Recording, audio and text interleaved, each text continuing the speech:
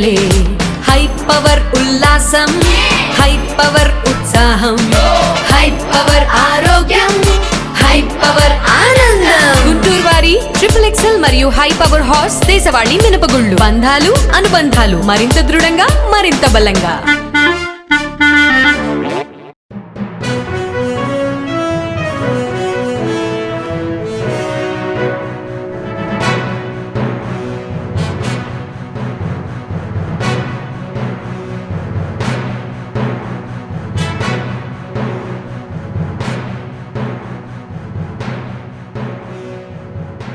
నమస్తే, welcome to next Zee News. ఈనాటి వార్తా విశేషాలు. మధ్యాహ్న భోజన పథకం ప్రారంభించి విద్యార్థులతో మాట్లాడిన లోకేష్ ప్రైవేట్ పాఠశాలలకి ధీటుగా ప్రభుత్వ పాఠశాలల్ని తీర్చిదిద్దుతామని చెప్పారు. బాగా చదువుకుంటే మంచి ఉద్యోగం వస్తుందని నారా లోకేష్ తెలిపారు. మంచి ఉద్యోగం వస్తే మీ కుటుంబాన్ని బాగు చేసుకోవచ్చు. తల్లిదండ్రులకి మంచి పేరు తీసుకుని రావటం మీ చేతుల్లోనే ఉందని లోకేష్ తెలిపారు. అంటే తల్లి ఆవేదన నేను ఆ రోజు చూశాను. అందుకే మన ప్రభుత్వం వచ్చిన తర్వాత డ్రగ్స్ వద్దు బ్రో అనే క్యాంపెయిన్ తీసుకున్నాం. ప్రత్యేక ఈగల్ టాస్క్ ఫోర్స్ పెట్టాం. డ్రగ్స్ పైన యుద్ధం చేయాలనేది మీ ప్రభుత్వం యుద్ధం చేస్తుంది. కానీ కేవలం వేదికమైన అధికారులు ప్రజాప్రతినిధులతోనే అవుతుంది. మీరందరూ దాంట్లో భాగస్వామ్యం అవ్వాలి. మీకు తెలిసిన వాళ్ళు ఎవరైనా వాడుతుంటే చెప్పాలి, మాట్లాడాలి, కౌన్సిలింగ్ చేయాలి. లేదంటే మాకు ఫోన్ చేస్తే వాళ్ళు వచ్చి పట్టుకెళ్ళి మేము చేసేది కాదు, కౌన్సిలింగ్ చేస్తాం. ఆ సైకిల్ నుంచి బయటికి తీసుకొచ్చే బాధ్యత కూడా మన ప్రభుత్వం తీసుకుంది. సినిమా గురించి అడిగితే నాకు ఆ సినిమా పేర్లు తెలియదు, కానీ మీ అందరికి బాగా తెలుసు. సినిమా చూసేదానికి థియేటర్కి వెళ్తే ఫస్ట్ వచ్చేది ఎవరండి? ఎవరు వస్తారు? గట్టిగా చెప్పండి. ముఖేష్ వస్తాడు. ముఖేష్ దగ్గుతూ ఉంటాడు. మనందరం అనుకుంటాం, అబ్బా ఈ గోల్ ఎందుకురా, తొందర దిగండి, సినిమా పెట్టండి అని, సినిమా వేయండి అని. పాపం చాలా ఇబ్బంది పడుతూ ఉంటాడు ముఖేష్. గంజాయి సేవించిన వాళ్ళు దానికన్నా ఎక్కువ ఇబ్బంది పడతారు. ముఖేష్ కన్నా దారుణమైన పరిస్థితి మనకు వస్తుంది. సిగరెట్ వల్ల కనీసం మనం ఇబ్బంది ఎదుర్కొంటాం, కానీ గంజాయి వల్ల కుటుంబాలే నాశనం అవుతాయి. అనేక సందర్భాల్లో పిల్లలు తల్లిదండ్రుల పైన దాడి చేశారు. గంజాయి తీసుకున్నప్పుడు ఏం జరుగుతుందో తెలియక కొట్టారు తల్లిదండ్రులు. నా నియోజకవర్గం మంగళగిరిలో ఇట్లనే మేము కార్యక్రమం ఎన్నికల ముందర పెట్టుకుని వార్డు వారిగానే మీటింగ్లు పెట్టుకుంటే అక్కడ ఒక పెద్ద ఆయన నాకు చెప్పారు, సార్ మా కొడుక్కి గంజాయి ఇవ్వకపోతే చేతులు బాగా ఇట్ట ఉంటుంది, ఇబ్బంది పడతాడు, అందుకే నేను వెళ్ళి గంజాయి కొని మా అబ్బాయికి ఇస్తున్నానని చెప్పాడు. చూడండి పరిస్థితి. ఏడుస్తూ నాకు చెప్పాడు, ఇప్పుడు కూడా గుర్తుంది, బాగా ఏడుస్తూ చెప్పాడు. దయచేసి ఇది సీరియస్గా తీసుకోండి. గంజాయి వద్దు bro, don't become a Mukesh. దయచేసి ఇది గుర్తుపెట్టుకోండి. ఎక్కడికి వెళ్ళినా మీరు ఇది మాట్లాడాలి. డ్రగ్స్ అనేది వద్దు, గంజాయి వద్దు, దానికి దూరంగా ఉండాలి. లేదంటే ఒక తరమే నాశనం అయిపోతుంది. ఉడతా పంజాబ్ సినిమా చూసుంటారు కొంతమంది, చూసారా? చూడలా. ప్రధాని మోదీ ఈ నెల 8న ఉమ్మడి విశాఖ జిల్లాలో 8 లక్షల కోట్ల ప్రాజెక్టుల్ని ప్రారంభించనున్నారని మంత్రి డోలా బాల వీరాంజనేయ స్వామి తెలిపారు. Railway zone, NTPC green hydrogen project, bulk drug పార్కుతో సహా అనేక అభివృద్ధి పనులకి మోదీ శ్రీకారం చుట్టనున్నారని వెల్లడించారు. మోదీ పర్యటన దృష్ట్యా పటిష్ట ఏర్పాట్లు చేస్తున్నామని చెప్పారు. రాష్ట్ర అభివృద్ధికి కేంద్రం నుంచి సహకారం అందుతుందని ఎమ్మెల్యేలు పల్లా శ్రీనివాసరావు, విష్ణుకుమార్ రాజు తెలిపారు. ఈ నెల 8వ తేదీ మన ప్రధానమంత్రి గారు విశాఖపట్నంలోని ఏ ఇంజనీరింగ్ కాలేజ్ గ్రౌండ్స్ లో ఉమ్మడి విశాఖపట్నం జిల్లాలో 1,50,000 కోట్ల నుంచి 2,50,000 కోట్లుగా ఉన్నటువంటి పెట్టుబడులకు సంబంధించినటువంటి ప్రాజెక్టులకు శంకుస్థాపన కార్యక్రమాలు చేపట్టబోతా ఉన్నారు. ఈ సందర్భంగా ఏర్పాట్లు, అదేవిధంగా ఆ సభకి వారిని గౌరవించుకునే విధంగా, అంటే వీటిలో 6 నెలలు ఈ ప్రభుత్వం ఏర్పడిన తర్వాత ఈ ప్రాజెక్టుల శంకుస్థాపనకి మన ప్రాంతానికి వస్తున్న సందర్భంలో వారికి మంచి స్వాగతం, గౌరవంగా ఈ కార్యక్రమాన్ని నిర్వహించాలనే సంకల్పంతో జిల్లా అధికారులతోటి ఎక్కడా కూడా ఎటువంటి లోటుపాట్లు జరగకుండా కార్యక్రమం దిగ్విజయంగా జరగాలనే విధంగా చర్యలు తీసుకునే విధంగా మేము చర్చించుకోవడం జరిగింది. ఇది భారీగా పెట్టుబడులు ఈ రాష్ట్రానికి వస్తున్నాయి. వాటిని ప్రారంభోత్సవం చేయడానికి ప్రైమ్ మినిస్టర్ గారు వస్తున్నారనే సంగతి మీ అందరికీ తెలియజేస్తున్నాం. అలాగే ఇందాక మాట్లాడుతూ స్టీల్ ప్లాంట్ కోసం కూడా స్పష్టత వస్తుందా అని చెప్పేసి అడిగారు. స్టీల్ ప్లాంట్ కోసం మేము అధికారానికి వచ్చిన తర్వాతే 1640 కోట్లు తీసుకురావడం జరిగింది. ఒకవేళ 1640 కోట్లు కానీ రాకపోతే ఈ ప్లాంట్ మూతపడిపోయి ఉండేది. అయితే ఆ ప్లాంట్ని ఏ విధంగా పరిరక్షించాలి, ఏ విధంగా ఇక్కడ ఉన్నటువంటి ప్రజలకి ఆకాంక్షకి అనుకూలంగా ముందుకు వెళ్ళాలి అనే ఒక ఆలోచనతోనే మేము మొదట్లో కూడా ఎలక్షన్కి మేము వెళ్ళేటప్పుడు మాట ఇచ్చాం, ఇప్పుడు కూడా మాట ఇస్తున్నాం. మా బాధ్యత స్టీల్ ప్లాంట్ పరిరక్షించడం అని చెప్పి తెలియజేస్తున్నాం. ఈ కూటమి ప్రభుత్వం ఏర్పాటు అయిన తర్వాత ప్రధానమంత్రి నరేంద్ర మోడీ గారు మొట్టమొదటిసారిగా విశాఖపట్నానికి రావటం జరుగుతుంది. దానికి రాష్ట్ర ప్రభుత్వం తరపున మన జిల్లా ఇన్ఛార్జ్ మంత్రివర్యుల్ని అట్లాగే మిగిలిన ప్రజాప్రతినిధుల్ని అందరినీ కూడా సమన్వయం పరుస్తూ మంత్రి గారు ఎప్పటికప్పుడు మీటింగ్స్ పెట్టుకుని పెద్ద ఎత్తున విజయవంతం చేయడానికి పూర్తి ప్రయత్నం చేస్తున్నారు. అట్లాగే ప్రజలు కూడా ఎంతో ఉత్సాహంతో ఆకాంక్షిస్తూ ఈ ఏదైతే ఈ 8వ తారీఖున తలపెట్టిన ప్రోగ్రాంలో 3 పెద్ద అగ్ర నాయకులు రావటం అంటే చిన్న విషయం కాదు. విద్యార్థుల్లో సృజనాత్మకతని వెలికితీయడానికి వైజ్ఞానిక ప్రదర్శనలు దోహదపడతాయని గుంటూరు జిల్లా విద్యాశాఖ అధికారి సివి రేణుక తెలిపారు. గుంటూరు పాత బస్టాండ్ సమీపంలోని ఉర్దూ బాయ్స్ స్కూల్లో శనివారం జరిగిన జిల్లా స్థాయి వైజ్ఞానిక ప్రదర్శనను డీఈఓ ప్రారంభించారు. మండల స్థాయిలో ప్రతిభ చూపిన ప్రదర్శనల్ని జిల్లా స్థాయికి ఎంపిక చేయడం జరిగిందని చెప్పారు. ప్రతిభ చూపిన వారిని రాష్ట్ర స్థాయికి పంపుతామని చెప్పారు. ఇవాళ జిల్లా స్థాయి సైన్స్ ఫెయిర్ మన గవర్నమెంట్ ఉర్దూ బాయ్స్ హై స్కూల్లో డీసీబీ హాల్లో ఉర్దూ బాయ్స్ హై స్కూల్లో జరుగుతుందండి. ఈరోజు ఒకరోజు పాటు జరుగుతుంది. దీనికి ముఖ్యంగా సైన్స్ ఫెయిర్కి సంబంధించి పాఠశాల స్థాయిలో కూడా పోటీలు నిర్వహించాము. పాఠ స్థాయిలో విన్నర్స్ని మండల స్థాయిలో కూడా పోటీలు నిర్వహించడం జరిగింది. మండల స్థాయిలో ఫస్ట్ ప్రైజ్ వచ్చిన విన్నర్స్ అందరూ ఇక్కడికి రావడం జరిగింది. ఈ రోజు జిల్లా స్థాయిలో మండల ప్రైజ్లో ఫస్ట్ ప్రైజ్ విన్నర్స్ అందరూ ఇక్కడ పార్టిసిపేట్ చేస్తారు. ముఖ్యంగా ఈ సైన్స్ ఫెయిర్లో ఇండివిజువల్ కేటగిరీ ఉందండి. అందులో ఒక స్టూడెంట్, ఒక టీచర్, గైడ్ టీచర్ పాల్గొంటారు. అలాగే గ్రూప్ ఎగ్జిబిట్ ఉంది, 2 స్టూడెంట్స్, ఒక గైడ్ టీచర్ ఉంటారు. అలాగే మనకి టీచర్ ఎగ్జిబిట్ కూడా ఉంటుంది. సో ఈ మండల స్థాయిలో విన్నర్స్ అందరూ కూడా ఈరోజు జిల్లా స్థాయిలో చేస్తున్నాము. ఈ జిల్లా స్థాయిలో ప్రథమ, ద్వితీయ స్థానాలు పొందిన వాళ్ళని మనకి మరికొద్ది రోజుల్లో రాష్ట్ర స్థాయి పోటీలు కూడా జరగబోతున్నాయి. విజయవాడ లేదా గుంటూరులో జరిగే అవకాశం ఉంది. సో అక్కడ రాష్ట్ర స్థాయిలో విన్నర్స్కి కూడా సదరన్ సైన్స్ ఫెయిర్ అనేది జరుగుతుంది, పుదుచ్చేరిలో జరుగుతుంది. చివరి వారంలో జరిగే అవకాశం ఉంది. సో దానివల్ల ఈరోజు మనకి జిల్లా స్థాయిలో నిర్వహిస్తున్నాము. పిల్లల్లో శాస్త్రీయ దృక్పథాన్ని పెంపొందించాలి, సైన్స్ పట్ల ఆసక్తిని పెంచాలనే ఉద్దేశంతో ఇది కేవలం ప్రభుత్వ యజమాని పాఠశాలకి మనం వాళ్ళ ఈ సైన్స్ ఫెయిర్ చేయడం. రాష్ట్ర ప్రభుత్వం ప్రతిష్టాత్మకంగా కళాశాల విద్యార్థుల కోసం చేపట్టిన డొక్కా సీతమ్మ మధ్యాహ్న భోజనం ప్రారంభోత్సవ కార్యక్రమం శనివారం గుంటూరు విమెన్స్ కాలేజ్ లో జరిగింది. జిల్లా కలెక్టర్ నాగలక్ష్మి అతిథిగా హాజరై మధ్యాహ్న భోజనాన్ని ప్రారంభించారు. విద్యార్థులు ప్రభుత్వం అందిస్తున్న సంక్షేమ పథకాలను సద్వినియోగపరుచుకోవాలని, ఉజ్వలమైన భవిష్యత్తుకి బాటలు వేసుకోవాలని సూచించారు. ఎమ్మెల్యే నజీర్ అహ్మద్ ఈ కార్యక్రమంలో పాల్గొన్నారు.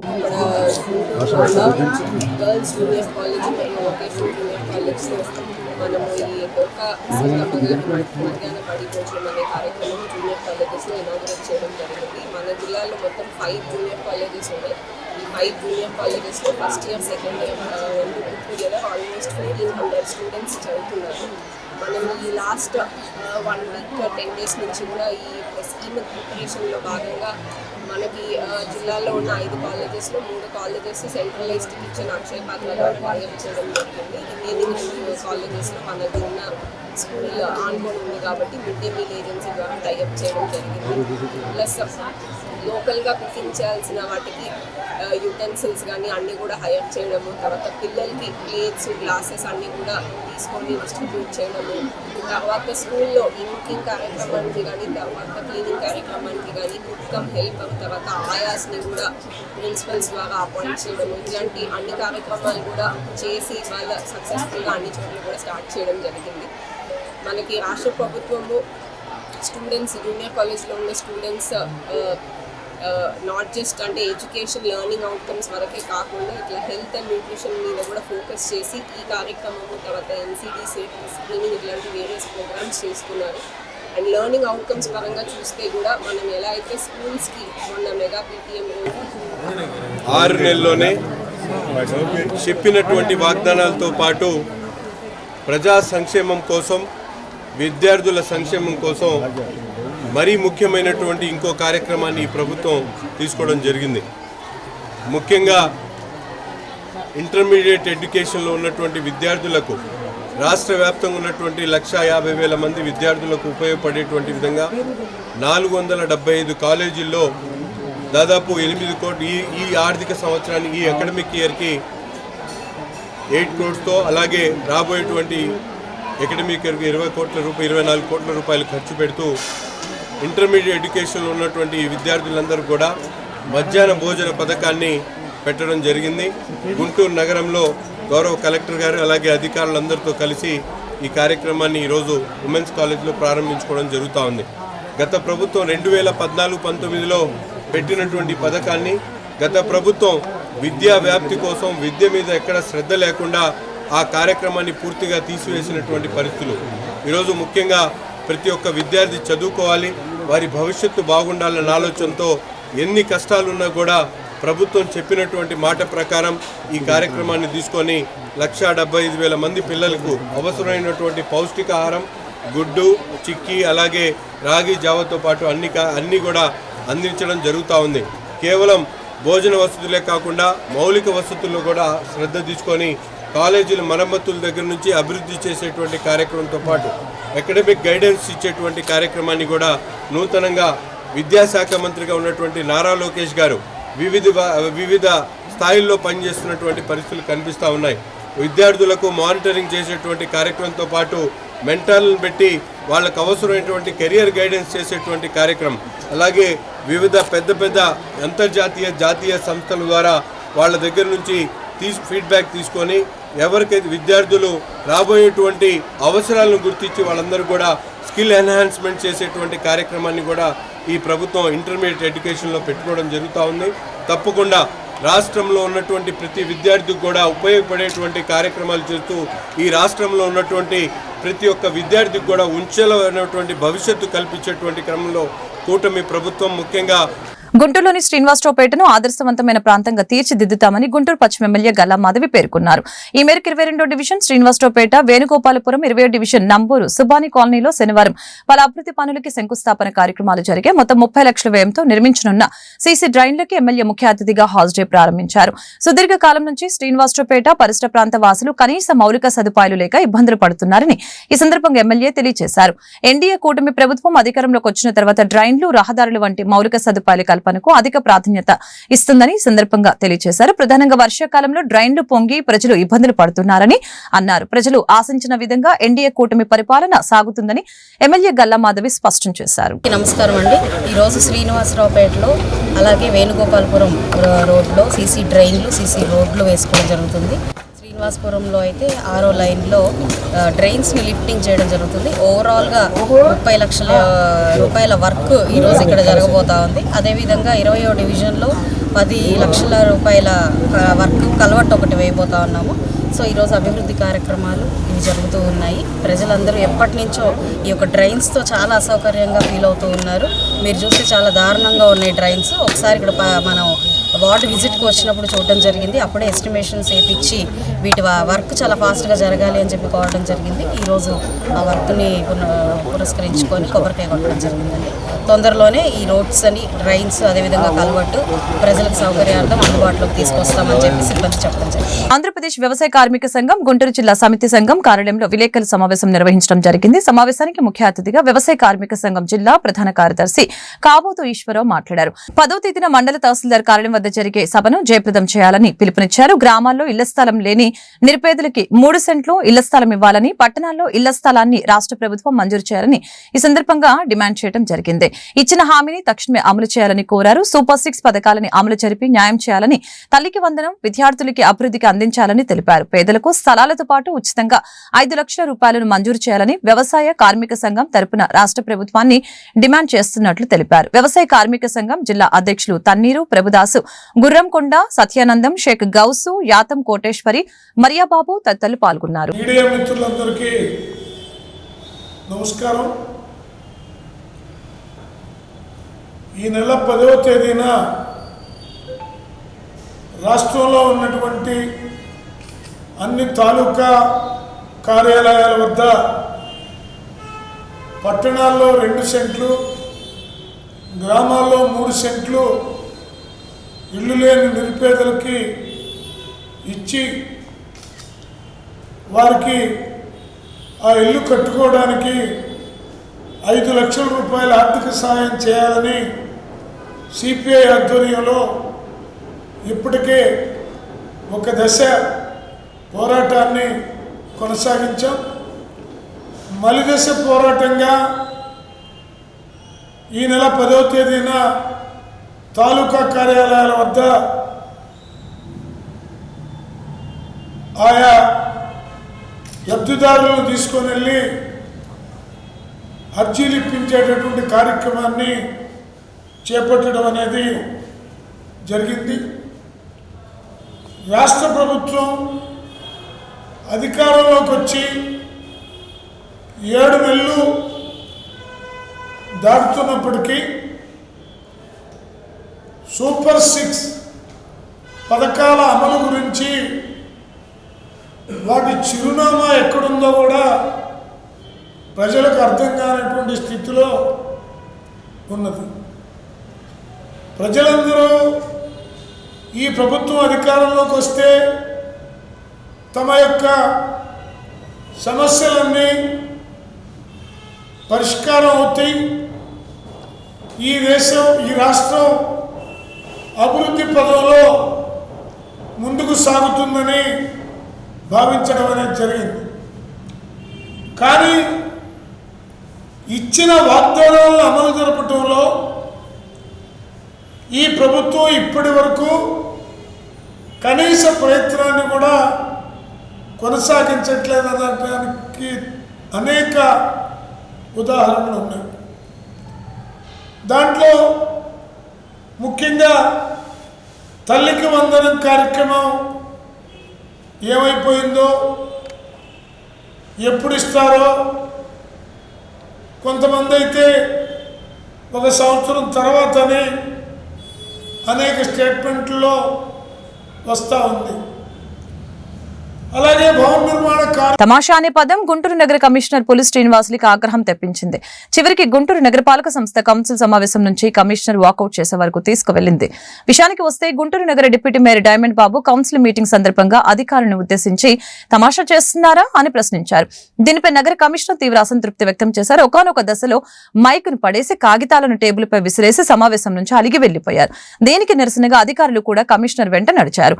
అనంతరం గుంటూరు నగరపాలక సంస్థ మినిస్ట్రియల్ ఎంప్లాయీస్ యూనియన్ ఆధ్వర్యంలో ఉద్యోగులు కౌన్సిల్ మీటింగ్ హాల్ వెలుపల ఆందోళన నిర్వహించారు. నగర డిప్యూటీ మేయర్ క్షమాపణలు చెప్పాలని డిమాండ్ చేశారు. సామాజిక భద్రత కల్పించాలి, ఉద్యోగులకు సామాజిక భద్రత కల్పించాలి, ఉద్యోగులకు సామాజిక భద్రత కల్పించాలి.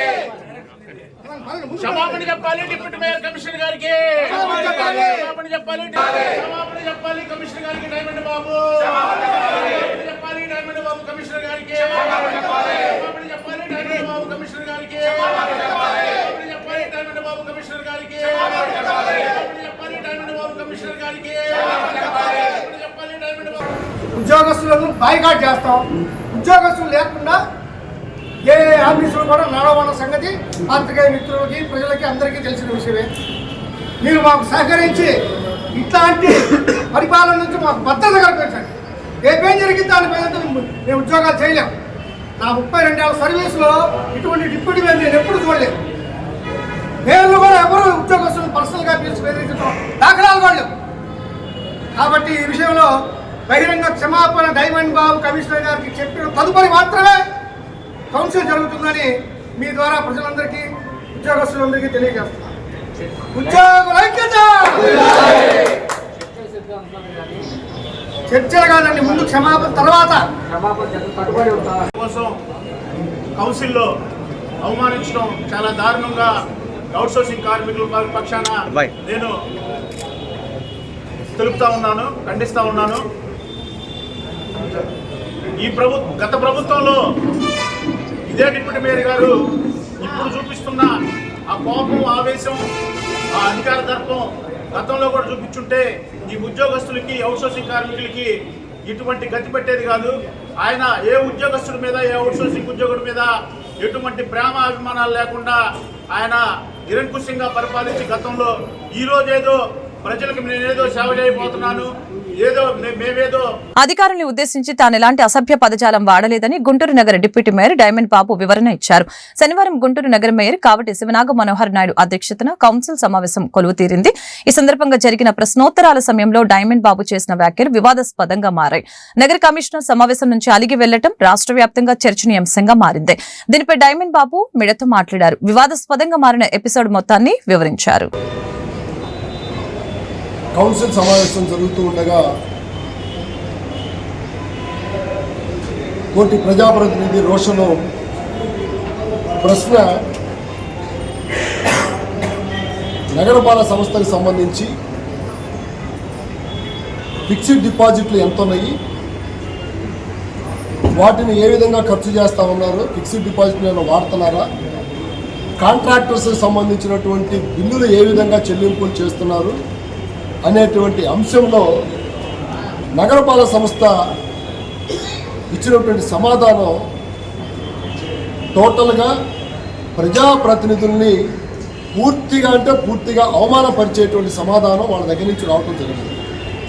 ఏంటి వాళ్ళు చెప్పినటువంటి సమాధానం అంటే, ఈ ఫిక్స్డ్ డిపాజిట్ల గురించి కానీ కాంట్రాక్టర్లకు బిల్లులు చెల్లింపు చేసే విషయంలో కానీ వాళ్ళు ఇచ్చిన ఆన్సర్లో చివరిగా మాట చెప్తున్నా నేను, ఇది పూర్తిగా పరిపాలనాపరమైన అంశమని తెలియజేయడమైనది అనే పదం టోటల్గా, ఎందుకంటే ఇది మొత్తం చాలా ఉంది, మీకు మీడియా మిత్రులు కావాలంటే మీకు కాపీ ఇస్తాం, తీసుకొని చూడండి. ఆ చివరిలో ఎలా చెప్పారంటే దాన్ని, మీకు అసలు సంబంధం లేని అంశం అది, మీకు చెప్పాల్సిన పని లేదు, మీకు చెప్పాల్సిన అవసరం అంతకంటే లేదు, దీనిని అసలు మీరు అడగకూడదు, ఇది పూర్తిగా పరిపాలనాపరమైనటువంటి అంశం అని తెలియజేయడం అనే పదం అధికారులు, పబ్లిక్ సర్వెంట్స్, ప్రజాప్రతినిధులు అందరూ కూడా పబ్లిక్ రిప్రజెంటేటివ్స్. మేము ప్రజాప్రతినిధులుగా ప్రజల తరఫున ఈ గుంటూరు నగరపాలక సంస్థలో ప్రజలు కట్టేటువంటి ట్యాక్సులు కానివ్వండి, ఇతరత్ర వచ్చే ఆదాయాలన్నిటికీ కూడా ప్రజలకి ఏ విధమైనటువంటి సదుపాయాలు అందుతూ ఉన్నాయి, ప్రజలకు ఏ విధమైనటువంటి మెరుగైనటువంటి సౌకర్యాలు కల్పిస్తూ ఉన్నారు అనే అంశాల్లో ప్రతి విషయాన్ని కూడా ప్రజాప్రతినిధులు మాట్లాడటానికి ఈ కౌన్సిల్ సమావేశం. ఈ విషయాన్ని నేను సంబంధిత కార్పొరేటర్ అడిగిన దానికి నేను ఒకే ఒక మాట అడిగా. ఏమడిగానంటే, ఇది పూర్తిగా పరిపాలనాపరమైన అంశమని తెలియజేయడం అనే పదం రాసినటువంటి వ్యక్తి ఎవరు అని అడిగాను నేను. ఏ అధికారి ఆ పదాన్ని రాశాడని అడిగాను. అడిగిన వెంటనే ఎగ్జామినర్ ఆఫ్ అకౌంట్స్ని మీరా రాసిందంటే నేను కాదని ఆయన లేచి చేతులు ఊపాను, నేను కాదని చెప్పాను. ఒక 2 నిమిషాలకి కమిషనర్ గారు మైక్ తీసుకొని ఈ రాసిన ప్రతి అంశానికి హెడ్ ఆఫ్ ది సిస్టంలో ఎవరైతే హెడ్ ఆఫ్ ది హౌసెస్ రాస్తారో, టౌన్ ప్లానింగ్ కావచ్చు, రెవెన్యూ కావచ్చు, ఎవరైనా కావచ్చు, హెచ్ఓడిసి ఎవరు రాసినా సరే దానికి పూర్తి బాధ్యత నాదే అని చెప్పి చెప్పడం జరిగింది. ఆ చెప్పేదానికి ముందు నేను 2-3 సార్లు ఇది రాసిన అధికారి ఎవరు అంటే ఎవరి దగ్గర నుంచి సమాధానం రాలేదు. రానప్పుడు నేను మాట్లాడిన భాష ఏంటంటే, మీరు ఇక్కడ 57 మంది కార్పొరేటర్లు ఉన్నారు, ప్రజాప్రతినిధులు ఉన్నారు, 11 లక్షల మంది ప్రజలు ఉన్నారు, ప్రజలకు సంబంధించినటువంటి అంశాలను మాట్లాడే ప్రజాప్రతినిధులు ఇక్కడ కూర్చొని ఉండగా మీరు ఇది పూర్తిగా పరిపాలనాపరమైన అంశమని తెలియజేయటం అనేది అంటే ఏమైనా తమాషాగా ఉందా అని అడిగాను నేను. ఈ తమాషాగా ఉందనే పదం కమిషనర్ గారు లేచి తమాషాగా ఉందనే పదం మీరు వాడకూడదని చెప్పాడు. నేను దానికి ఏం చెప్పానంటే, నేను చాలాసార్లు పదే ఇది రాసింది ఎవరో అని అడుగుతున్నప్పుడు దానికి ఆన్సర్ రానప్పుడు తమాషాగా ఉందనే పదం వాడటంలో తప్పేంటని అడిగాను. ఈ తమాషాగా ఉందనే పదం కొన్ని లక్షల సార్లు, కోట్ల సార్లు చంద్రబాబు నాయుడు గారు వాడి ఉంటారు. ఈ తమాషా అనే పదంలో ఏ ఒక్క వ్యక్తిని ఉద్దేశించింది కాదు. తమాషాగా ఉందంటే 57 మంది ప్రజాప్రతినిధులు ఇక్కడ ఉన్నారు, వీళ్ళందరినీ అవమానపరిచే విధమైనటువంటి పదం వాడారు, మాకు ఉండాల్సిన గౌరవేనా ఇది అనే ఉద్దేశంతోనే తమాషాగా ఉందని అడిగితే దానికి కమిషనర్ గారు లేచి మైక్ తీసుకొని ఇసిరి కొట్టేసేసి, పేపర్లు ఇసిరి కొట్టేసేసి, ఏది పడితే అది మాట్లాడుకుంటా, ఇసురుకుంటా, కసురుకుంటా, ఎందుకు లేచాడో తెలియదు, ఎందుకు మైక్ ఇసిరి కొట్టాడో తెలియదు, అక్కడ ఏం అసందర్భం ఉందో తెలియదు. తమాషాగా ఉందనే పదము మీకు నచ్చనప్పుడు దాని మీద చర్చకు నేను సిద్ధంగా ఉన్నాను. నేను వాడినటువంటి పదం ఏదైనా తప్పు ఉంటే మీరు ఖచ్చితంగా ప్రూవ్ చేయొచ్చు. మేము మాట్లాడుతున్న పదాన్ని ఒక సింగిల్ వర్డ్ ఇలాగా చెప్పుకుంటా పోతే ఇది ఒకటే వాళ్ళకి బాధ కలిగిందిగా కనపడుతుంది. ఎందుకంటే ఇది పూర్తిగా ప్రజాప్రతినిధులను విస్మరించేటువంటి పదం కాబట్టి క్వశ్చన్ చేశాం మేము. ఇలా చెప్పుకుంటా పోతే నగరపాలక సంస్థ అధికారులు కొన్ని వందల సార్లు కొన్ని వేల సార్లు ప్రజాప్రతినిధులను అవమానపరిచినటువంటి సందర్భాలు కొన్ని వందల సార్లు వేల సార్లు ఇదే కౌన్సిల్లో. అయినా కూడా మేము ప్రజాప్రతినిధులు అందరం కూడా దిగమింగుకొని ప్రజా ప్రయోజనాలను దృష్టిలో పెట్టుకొని మేమందరం కూడా సర్దుకుపోతూ ఈ దశకు వస్తే ఇవాళ మమ్మల్ని అవమానపరిచేటువంటి పదాలు వాడితే ఆ పదాన్ని మేము ప్రశ్నిస్తే ప్రజల తరపున ప్రశ్నించాం. మేము ప్రశ్నిస్తే అది తప్పు అని చెప్పి మాట్లాడేసేసి మైక్ ఇసురు కొట్టేసేసి పేపర్ తులుపుకుంటే. ఈ వార్తలు ఇంతటితో సమాప్తం. మరొక బులెటిన్లో మళ్ళీ కలుద్దాం. నమస్కారం.